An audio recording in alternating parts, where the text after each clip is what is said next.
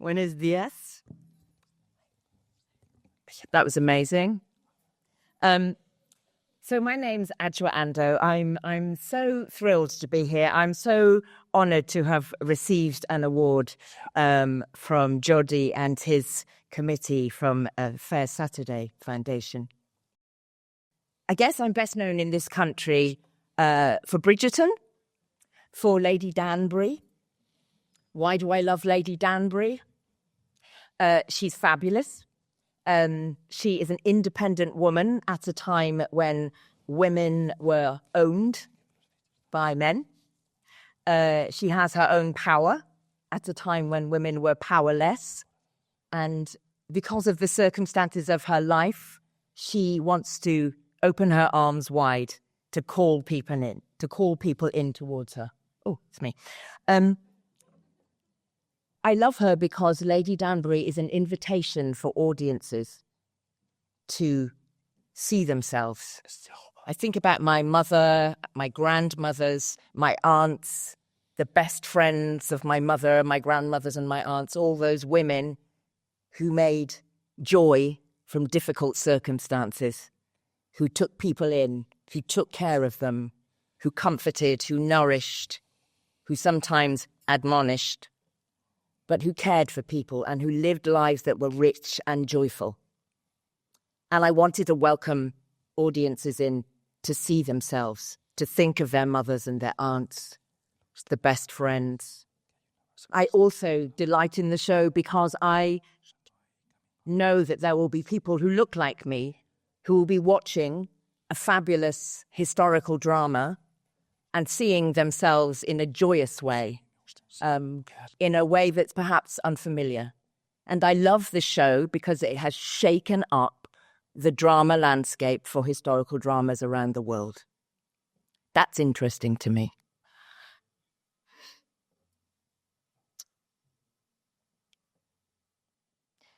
It's the sort of work that I have been doing for the 41 years of my career. It's the sort of work that I do because I want to be in the story too. There's nothing altruistic or charitable or wonderful about it. It's just me. I'm 4 and I want to play too. I want to join in. And I want other people to feel that as well. In the UK, I guess I'm also known for being a Shakespearean actor. I am a nut for Shakespeare. I love Shakespeare. I find in his work there are stories that apply to us at all times in every circumstance, whether it's war, whether it's grief, whether it's love, whether it's fighting with your parents or running away or being in a battle for power and success. Shakespeare always has something to say to us. Richard III is a play about exclusion. In the original story, Richard is a man who has a curved spine. That difference from others in his society makes them exclude him, makes them fear him. In his opening speech, Richard tells us this as the audience. He says, I'm going to come away from the mic. But I, that am not shaped for sportive tricks, nor made to court an amorous looking-glass, I that am rudely stabbed, and what love's majesty to strut before a wanton ambling nymph, I, that am curtailed of this fair proportion, cheated of feature by dissembling nature, deformed, unfinished, set before my time into this breathing world scarce half made up, unless so alien unfashionably that dogs bark at me as I hold by them. Why I, in this weak piping time of peace, have no delight to pass away the time, unless to see my shadow in the sun and descant on mine own deformity. And therefore, since I cannot prove a lover to entertain these sad, well-spoken days, I am determined to prove a villain and hate the idle pleasures of these days. That's rich.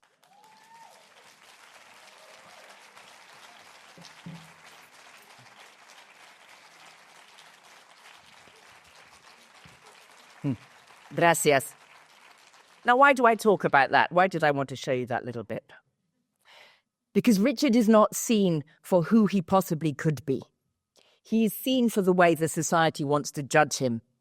And when they push and they push and they push him away, eventually he will push back. And for any of you that know the play Richard III, a lot of people die. Presence. Presence. Being present. Don't we long to be present? For others to be present with us? Not to judge us until they get to know us? To have a conversation looking at us, not looking over their shoulder to the next better option? Not looking down to their phones to engage with technology instead of the flesh, blood and spirit in front? As I stand watching a sunrise in Greece, or the rise of an extraordinary blood moon snapping away on my phone, my husband will turn to me and say, "Or you could just enjoy what's in front of you." And he's right. So annoying. Or as my brother would say, we are on a boiling ball of gas flying through the universe. Don't miss the miracle of being alive, Pooh-Face. That is my nickname. Blink, and we are gone. Don't miss the miracle of being alive. Being present is what art and culture do. They harness our senses and captivate us with their stories. They allow us to see ourselves in new ways and simply to see others. And perhaps we will find those others in our stories, and perhaps we will find ourselves in the stories of others. But what happens when life around is so hard that being present to your circumstances is the last thing you want to do? What happens when your life situation means you can't access all the creativity that life may have to offer you? Perhaps you're trapped in an abusive, exploitative situation. Perhaps you're born into a war zone or into dire climate circumstances. Perhaps your race, your religion, your gender, your sexuality make you a social outcast in your own community. Perhaps you are financially excluded from everything. No money for attending arts events like theatre and concerts. No money to go to classes or to own an instrument or the equipment necessary for your particular cultural delight. Sports gear, dancewear, paints, play scripts, sound equipment, a laptop.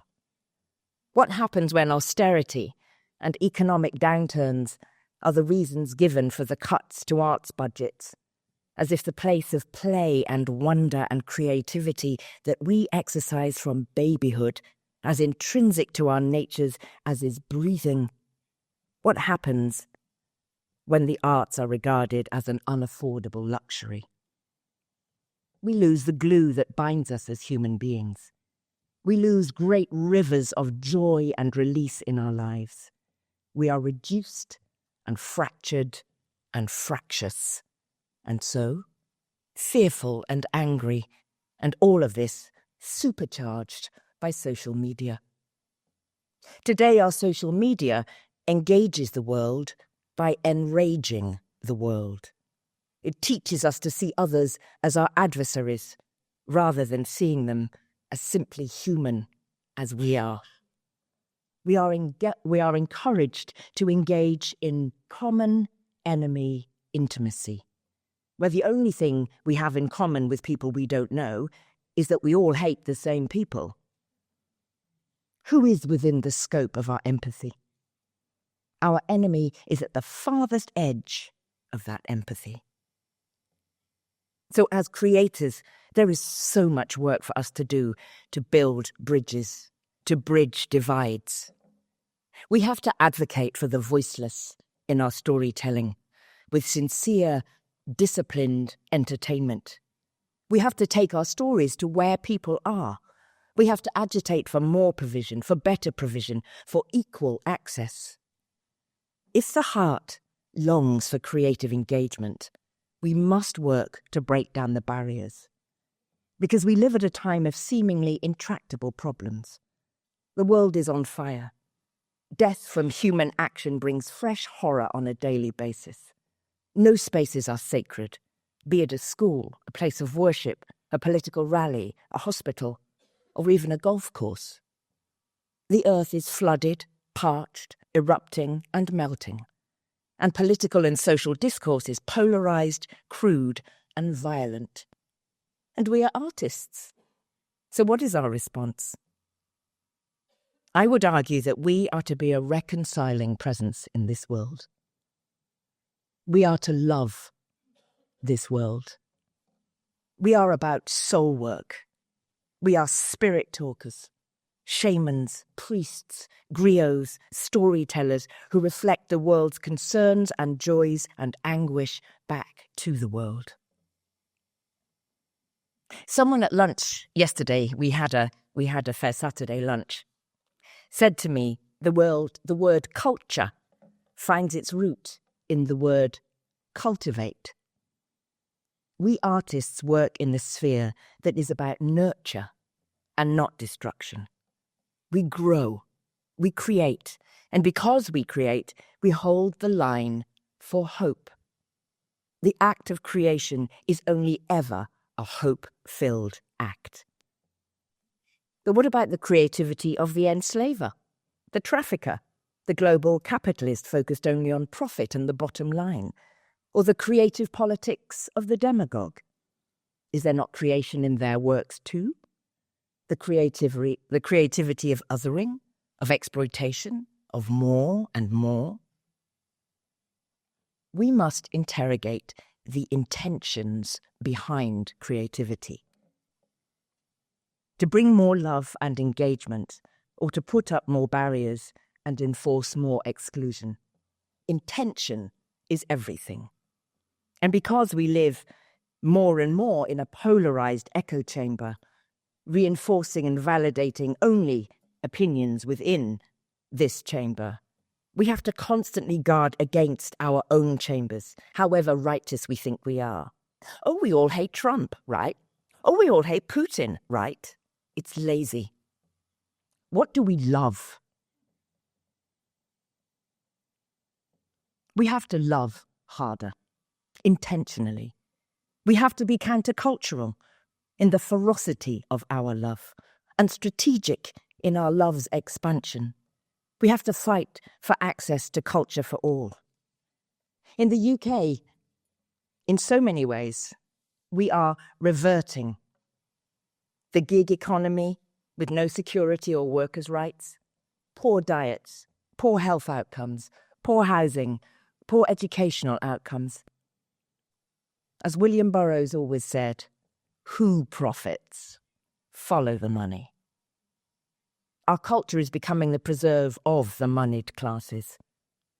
And the word woke is thrown around as an insult, where really the insult is in using that word as a term of abuse, when all it means is a concept of common decency and equality for all. My grandson is 4, and as so many grandparents or older carers of young children will notice, this time around, we have time to get caught up in the wonder, the wow of life that the small child is struck by. The child who notices everything, who hums and sings, who dances and giggles, who runs and jumps and is constantly dazzled by life. We are all those children, all the time, at all ages. It's just that we get blanketed by life's demands, restrictions, prejudices, and fears. You show me an angry person, and I'll show you a fearful person. Our world is fast. It's unpredictable. Its screens close down our perspectives and fill us with the roar of algorithms, while we vibrate with the chemicals of junk foods and pharmaceuticals. We are physically in a constant state of fight or flight. But you put a group of people together in an audience to watch a play or a dance piece, to work together cooking in a kitchen, to listen to an orchestra, a band, a poet, a spoken word artist, to stand gazing at a painting or a sculpture. In that communal act, in that communal space, our hearts will literally start to synchronize and beat as one. That's what's happening in this moment in this room. Our hearts are synchronizing. We are built to be together. And the heart recognizes no race, no class, no sexuality, no gender, no faith. The heart beats with its fellow heart. And this is our work, to bring hearts together. This is not a dream. This is urgent, practical work. It is the soul's longing and our highest calling. An example.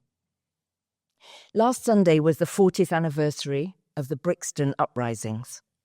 To explain, Brixton is an area of South London, and it has been home to one of the UK's largest African Caribbean communities for over a century. I moved there from the West Country in 1984. On the night of September the 28th, 1985, I came out of my house to discover why my local streets were in flames and why local people were in confrontation with the police on those streets. I didn't understand what had happened. Now, too well, I do. It turns out that an actress I became friends with on a job at the Royal Court Theatre in 2006 is the sister of a woman called Cherry Gross. On that early autumn evening in 1985, the police broke down the door to Cherry Gross's home and in the ensuing raid shot and paralysed her in front of her 11-year-old son before pointing the gun at him as he tried to protect his mother. Cherry was well loved in Brixton and known for providing a welcome, safe haven for local youth to come and eat and play dominoes. That haven was destroyed that evening. Cherry was paralysed for life, and her son Lee, that 11-year-old boy, became her carer and carer for his younger siblings. But that night, the 28th of September 1985, the community was outraged and led by Cherry's sister, the actress who became my friend, Lorna. They marched on Brixton Police Station, and for 48 hours, Brixton rose up. 40 years on, there have been many court cases. Some progress has been made in reconciling the Metropolitan Police and the family and the community, and that 11-year-old boy, who cared for his mother until her early death, now works to improve police practices. But still the figures are alarming, as Lee, the son, comments in an article in today's Guardian newspaper. In Britain today, black people are 7 times more likely to die after being restrained by police than white people, and are 5 times more likely to experience force during arrest. In some regions of the country, black people are 9 times more likely to be stopped and searched, and black defendants in court are nearly 16 times more likely to face prosecution under joint enterprise laws or be found guilty by association. 40 years on from the shooting and the uprising, Lorna approached me to join her in working with local actors, dancers and spoken word artists at Brixton House Theatre to create a stage piece responding to the events of 1985. But from their perspectives as young people in Brixton today. The cast are all amateurs of many races, but all local, talented and engaged. With great honesty, vulnerability and generosity, the piece that emerged was full of young people supporting each other in telling their stories through creativity, grief and laughter. And the abiding offer they made to each other and to the audience was hope in solidarity and in love. The arts can be a place for profound interrogation, of hearts coming together.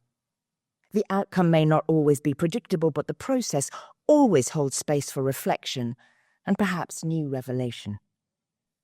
I know that the experience of making that work will remain a significant moment in the lives of those young people, and the hope and solidarity that arose in the course of making that work will be a touchstone for them for the rest of their lives. I also want to share briefly an interview from a podcast series hosted by two director friends of mine, interviewing significant Palestinian and Israeli voices. One particular voice struck me hard. A young woman, Ahed Tamimi, known as the Lioness. You may remember her, a mane of golden curls flying when, as a young woman, 17 years old, she confronted an IDF soldier. She slapped him across the face, and it caused international uproar. She is now 24. She is trapped in the West Bank and has published a memoir, They Called Me a Lioness.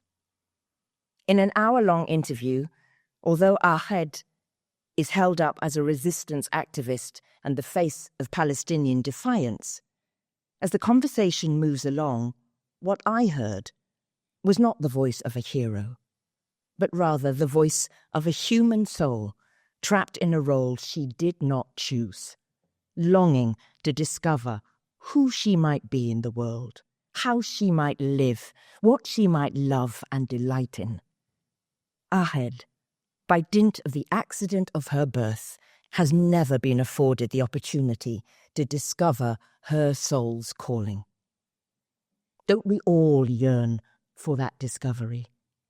Doesn't every human have the right, newborn into the world, to experience the world's abundance through the lens of their unique gifts and talents? Don't we all long to flourish and simply be seen and heard for who we uniquely are? The world of fast capitalism allows only for fast interactions, prevailing socialized prejudices and judgments that never engage with the human beings in front of them. Think back to those figures I gave you about police interactions with black people in the UK. Not all people in the world are trapped with such violent, dehumanizing consequences, of course. But perhaps even the blonde, blue-eyed son of a banking dynasty possesses a soul that delights in making ceramics, or has a gift for construction, but has to join the family firm and is trapped as a banker. They too will not be living the life they were built for. I'm not advocating in a utopian fever dream for a world of justice, love, peace and understanding. This is a practical advocacy for a world that can sustain itself, for a world that has societies that are coherent, that are joined up, that are taking care of one another. A world that sets down its rapacious hunger for greater acquisition, for more wealth, more power, and instead acknowledges its yearning for more time, for more contentment, for more connection. I believe we must accept the challenge every day to love harder, to listen more carefully, to open our arms wider and invite our brothers and sisters across the world to come together, to be a place where hearts can beat together. This is a daily challenge, but what are we for, if not to live in the childlike wonder of this world for this brief moment we are together? Presence, intention, hope, love. That is the arts. That is creativity. That is our duty. Gracias. Mm-hmm.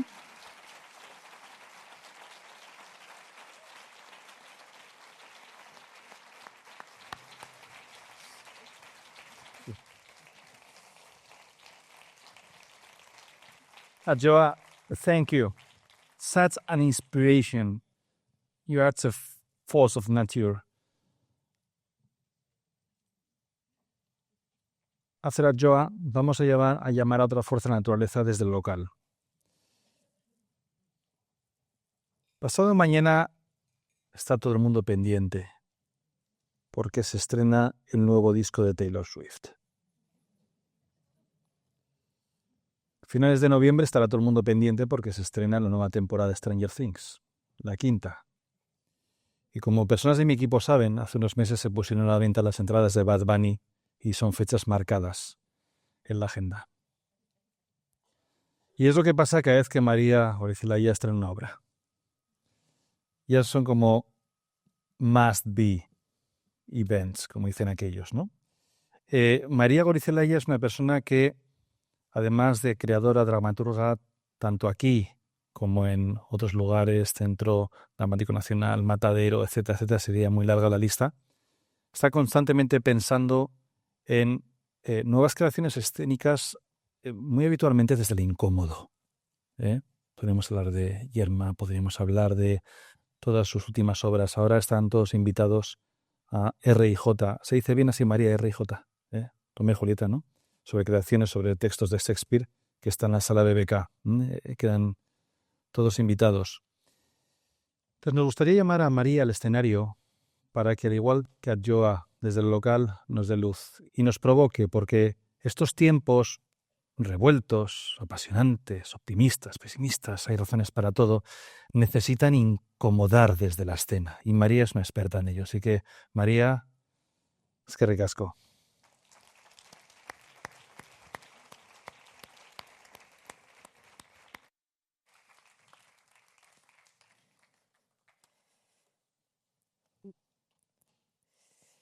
Lenguajes incómodos para tiempos urgentes. Disidencias. Transformar es desobedecer con sentido. Buenas tardes, soy María Goiricelaya, directora, dramaturga, gestora cultural e investigadora teatral.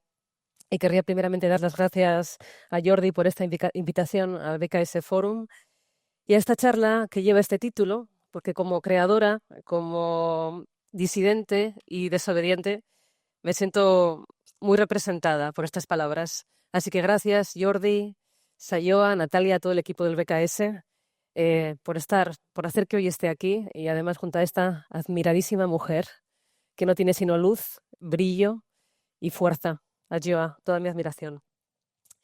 Mi trayectoria está marcada por una suerte de fantásticas oportunidades que he tenido el privilegio de dirigir y escribir, y sobre todo por grandes personas y compañeros que me han acompañado en este camino de evolución constante.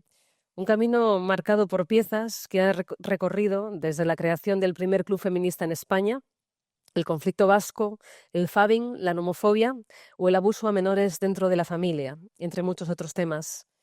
2 palabras para definir este camino: resistencia y disidencia. Resistencia no como mera beligerancia, sino como tensión continua con lo que duele, con lo que oprime, no solo como tema, sino como forma de trabajar.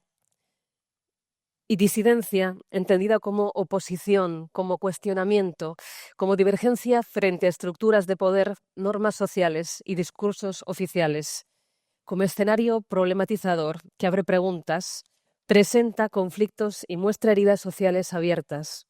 Un poco de todo esto es el teatro que hemos venido desarrollando. Y digo venimos porque no quisiera hablar mucho en primera persona del singular, y sí en primera persona del plural. Quisiera hablar de nosotros y de esta otra mujer que es Ane Picaza, mi socia y codirectora artística de la Dramática Errante, un proyecto político y poético. Nosotras nos dedicamos a hacer ese teatro incómodo que busca dialogar con los conflictos de la sociedad actual, y somos un sello vasco, feminista y comprometido con la realidad que nos rodea. Una compañía que crea espectáculos inspirados en el presente, explorando sus límites y sus contradicciones, una entidad cultural que se hace las siguientes preguntas.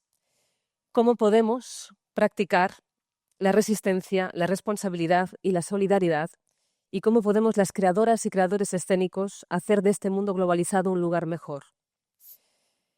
Así, hemos desarrollado en pocos años un modelo empresarial feminista y sostenible que va más allá del teatro y que hace que el arte teatral sea una herramienta capaz de generar reflexión, mientras genera el mejor contexto posible para sus equipos.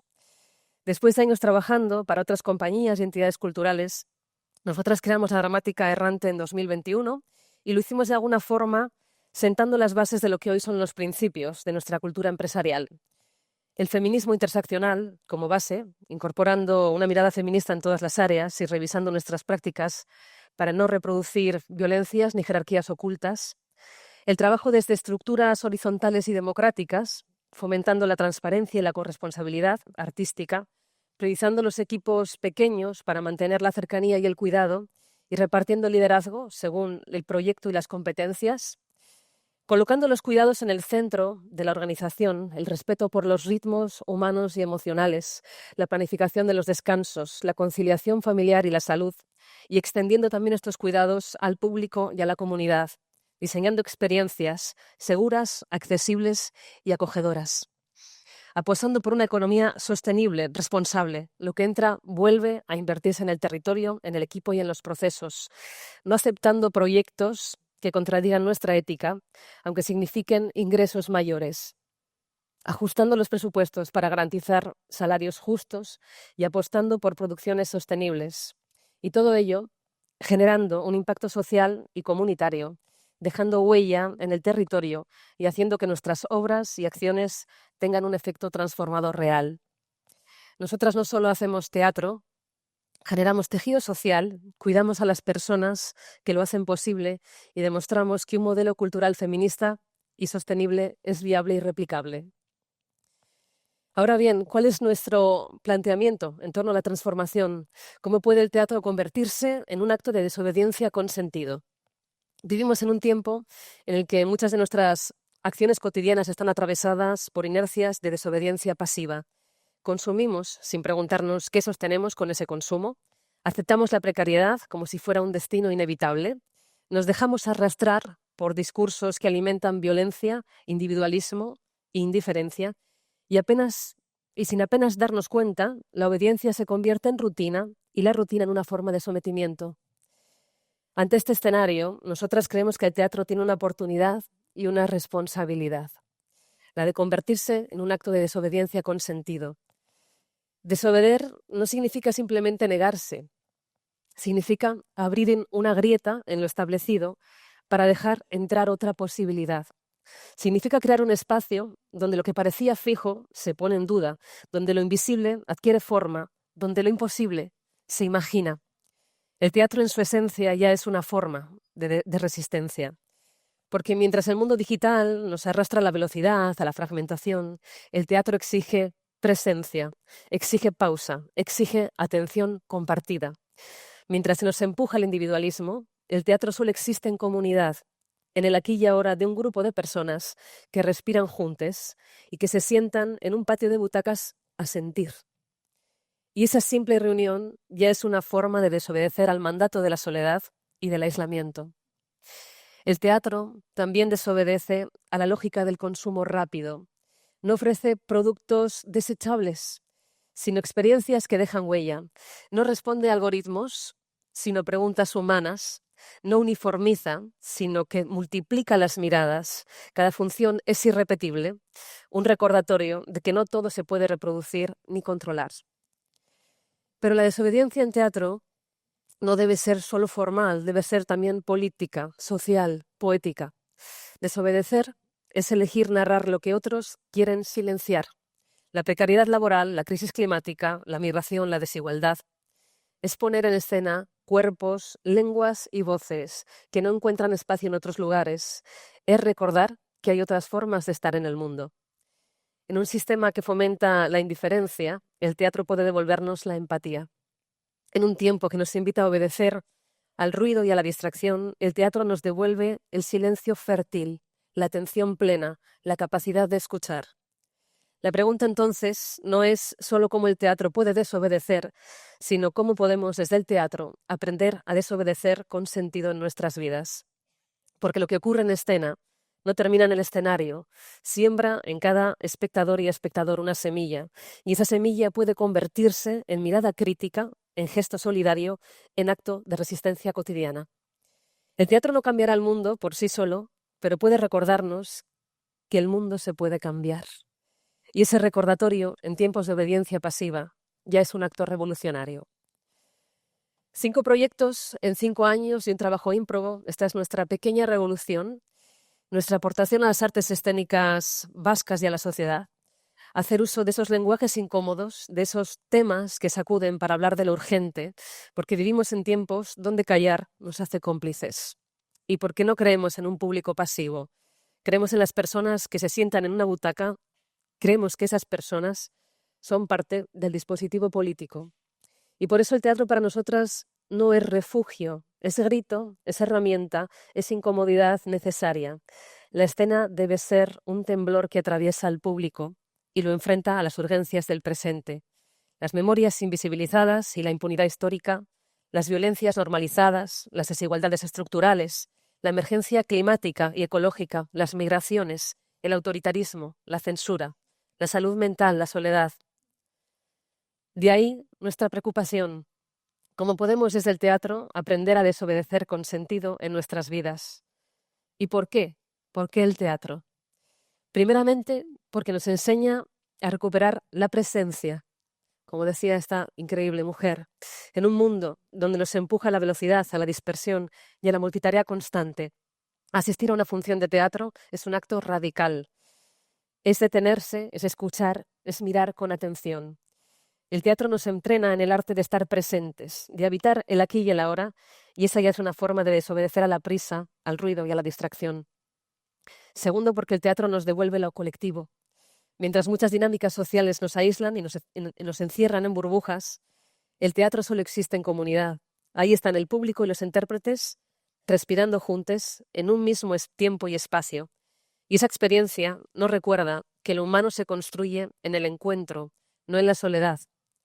Desobedezcamos al mandato del individualismo, recuperemos el valor de lo común. Tercero, porque el teatro hace visible lo invisible, y sobre un escenario se nombran realidades que a menudo preferimos no ver. Allí donde la sociedad tiende a ocultar, el teatro ilumina. Y de esta manera nos enseña a desobedecer la indiferencia, a mirar de frente a lo que incomoda y a escuchar voces que no siempre tienen espacio en otros lugares.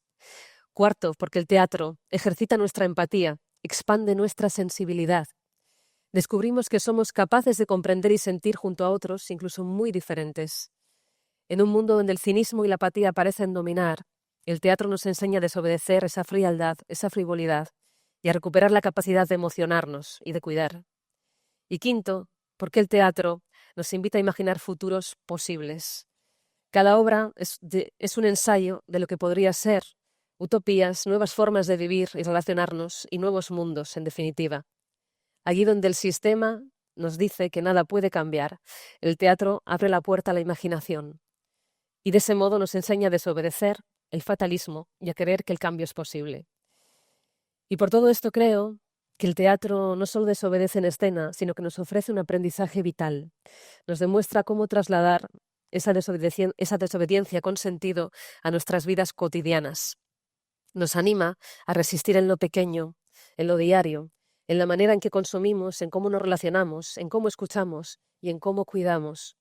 Como decía antes, el teatro no cambiará el mundo por sí solo, pero sí puede recordarnos que el mundo puede cambiar y que nada está escrito de manera definitiva. Y ese recordatorio, sembrado en cada espectadora y en cada espectador, es una chispa de esperanza. Así que la pregunta que me hago y la que dejo es esta. ¿Cómo podemos cada uno de nosotros trasladar esa lección del teatro a nuestra vida?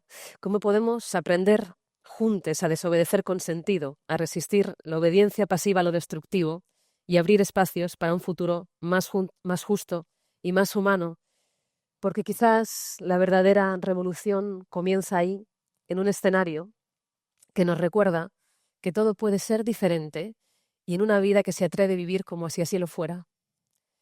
Y ya que hablamos de lo urgente y de lo incómodo, la dramática errante quiere alzar hoy su voz para exigir la paz, porque desde esta pequeñita trinchera artística y humana nos negamos a normalizar la masacre de miles de vidas inocentes, el desplazamiento forzado de comunidades enteras y la destrucción sistemática de los pueblos. Sí, señoras, señores, la revolución comienza aquí. Muchas gracias.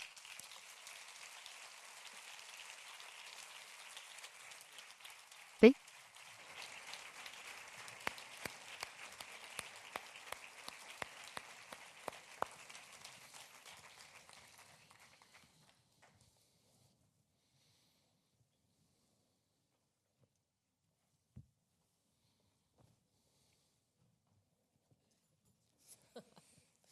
Eskerrik asko, María. Thank you, Adjoa. Lo hacéis a uno muy pequeño aquí ahora, después de escucharos, ¿no? No sé ni qué preguntaros. ¿Si hago una pregunta a la audiencia para ayudarme? Brillante.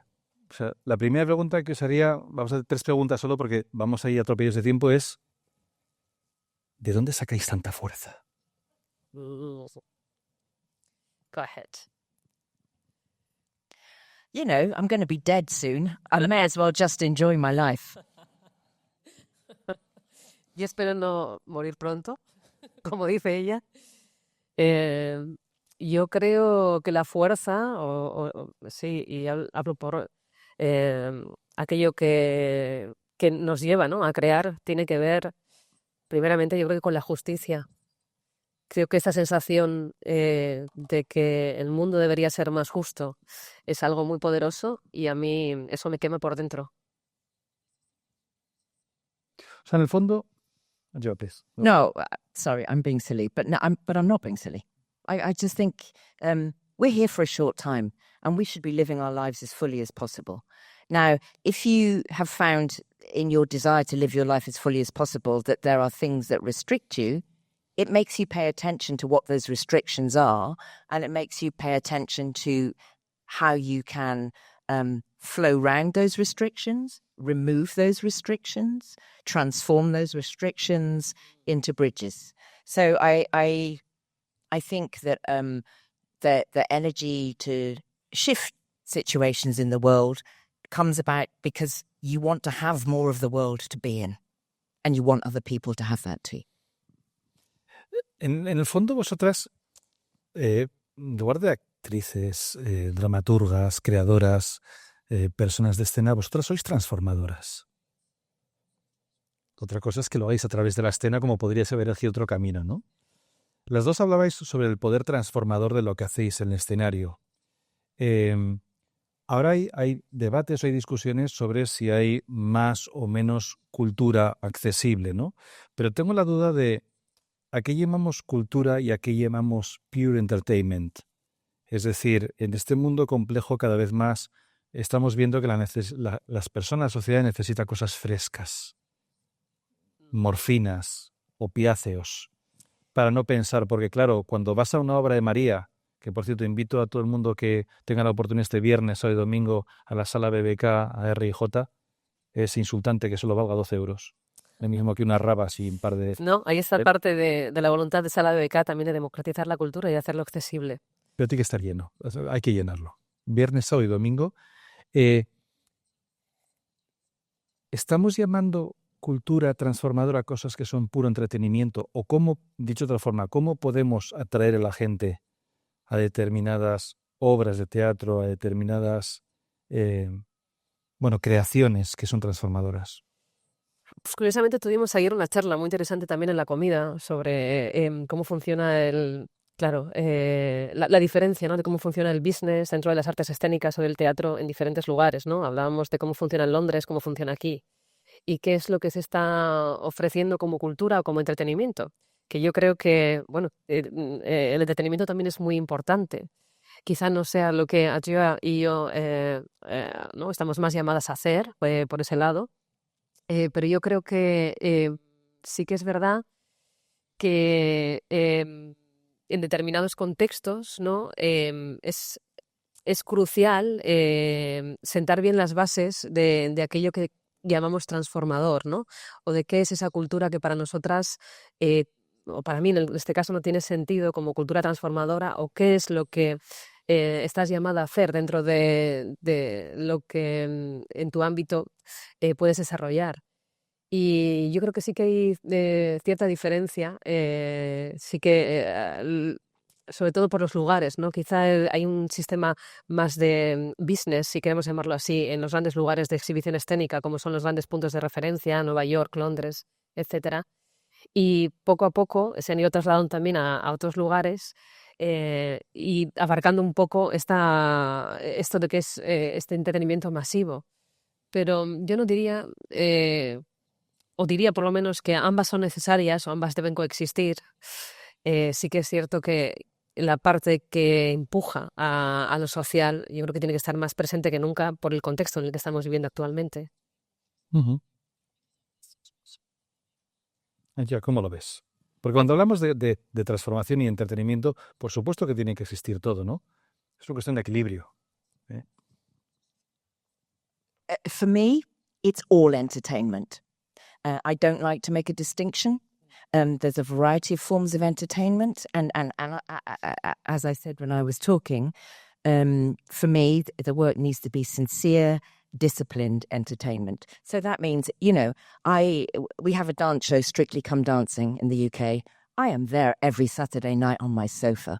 It's pure entertainment, and I love it because we all need different things at different times. That's what the arts does. If you come home from a really difficult day at work, maybe you just want to watch something that makes you laugh, or you want to see if that person can do the rumba, or how is their waltz, or what is their dress like. It's fabulous, and for me, that's as important as a piece of Shakespeare. And you will find in Shakespeare, there will be comedy, there will be baddies and goodies, and there will be big dramatic moments. Because when he was writing, the plays were shown on the South Bank in London, next to the bear pit, next to the prostitution. There are deals going on. People are having sex. People are buying oranges. Everything. So what's on the stage has to be entertaining because it has to grab your attention. So I think it's all culture. And I don't like to divide any of it. I just think, what do you need in that moment? Do you need something really profound? Do you need something very light? It's all yours. It's all available. You should have the choice. But what I really want is I want people to know that all of it is for them at any time, in any variation, and all of it should be accessible to them. I want people to love Taylor Swift, as my 28-year-old daughter does. She knows all the words. She goes to all the concerts. But I also want them to love Stravinsky. And I would love them to love, watching the amazing Basque musicians last night who welcomed us to the theatre, or to be in Ghana and listen to some traditional singing from people from my father's tribe. All of it. It's all entertainment, it's all culture, and it should all be available to all of us at all times. It's all delicious and fabulous. And I think part of the work that I want to do with everything that I do is to say that I want an audience to feel that they are invited and welcomed to anything that I'm doing. I love, things where people slip on water and fall on their backsides. I love that as much as any great Shakespearean speech. I love all of it. And sometimes what you can do is you take a very traditional entertainment form and you subvert it. So it might be a telenovelas, but you might, you might have two gay characters, or you might have people of different cultures or races in that dynamic. And I kind of think that's what we do with Bridgerton. We've taken it's not complicated. We've taken a historical romance tradition and we've just infused it with something else. But you can happily watch a show and go, look at that lovely dress. That's a very nice stately home. Oh, they're having sex. I'll go and put the kettle on. Oh, I'll turn it up. Well, it's all there, but at the same time, you're suddenly going, oh, there are people were they really in London at that time? Were they really in the court? Yes, they were. Maybe not in this particular number because it's an entertainment. It's not a documentary. But I think I think that's valid and valuable, and if it makes people in amongst their watching of the dancing or whatever, think about questions of history, that's great. Sí, yo creo que lo que nos preocupa a veces es cómo se ha denostado la palabra entretenimiento, ¿no? Y cómo asociamos el entretenimiento a algo que es muy comercial o que va a arrasar, ¿no? O fagocitar o de alguna manera homogeneizar la cultura. Y yo por eso creo que tienen que convivir. O sea, que ambas cosas, tiene que haber espacio para todo, ¿no? Para una obra de teatro que tenga un fin más social, transformador o, no sé, y también para la diversión, para el desahogo, para lo que decía Adjoa, ¿no? Para tener esa diversidad y ese tipo de cultura que abrace a todas las personas y que ofrezca eso, ¿no? Un espacio en el que encontrarnos. Oye, una última cosa para los dos, que no tenemos tiempo para más. He recibido una noticia, no me ha dado tiempo a mandar un WhatsApp a maldita.es, la verificadora, pero Adjoa, ¿es verdad que en el futuro igual vas a hacer algo aquí en Vizcaya, en Bilbao? ¿Te gustaría hacerlo? I'm going to have conversations. Yes, I am. Wow. Well, why would I not? It's a fabulous city. You have a fantastic attitude to culture and the public space and the interaction between the arts and your communities. And I like being here. Great. Te esperamos. Y para María, ¿te gustaría en algún día trabajar con Adjoa? Bueno, por favor. ¿A quién en esta sala no le gustaría trabajar con Adjoa? Pues creo que aquí se está cociendo algo, porque si Adjoa quiere trabajar aquí y María quiere trabajar con Adjoa, this is your home. You are very welcome every time you want. We love your work. We love the way you do it. So, congratulations. You are an inspiration. ¿Y qué decir de María? Both of you. This is an inspirational city. Everything that you said, the work, the people you invite here, it's wonderful and it's hopeful, and we take that inspiration away with us and we put it back into our work. Sí, gracias Jordi, porque como hablábamos antes, es verdad que el foro está siendo absolutamente inspirador, pero sobre todo muy luminoso, ¿no? Que toda esta fuerza de todos los ponentes, todas las ponentes, nos acompañe durante mucho tiempo para seguir empujando todas estas cosas en las que realmente creemos. Me gustaría decir a toda la audiencia que da sentido a que hagamos estas cosas y a todas las personas y organizaciones que lo apoyan. Muchas gracias. Eskerrik asko.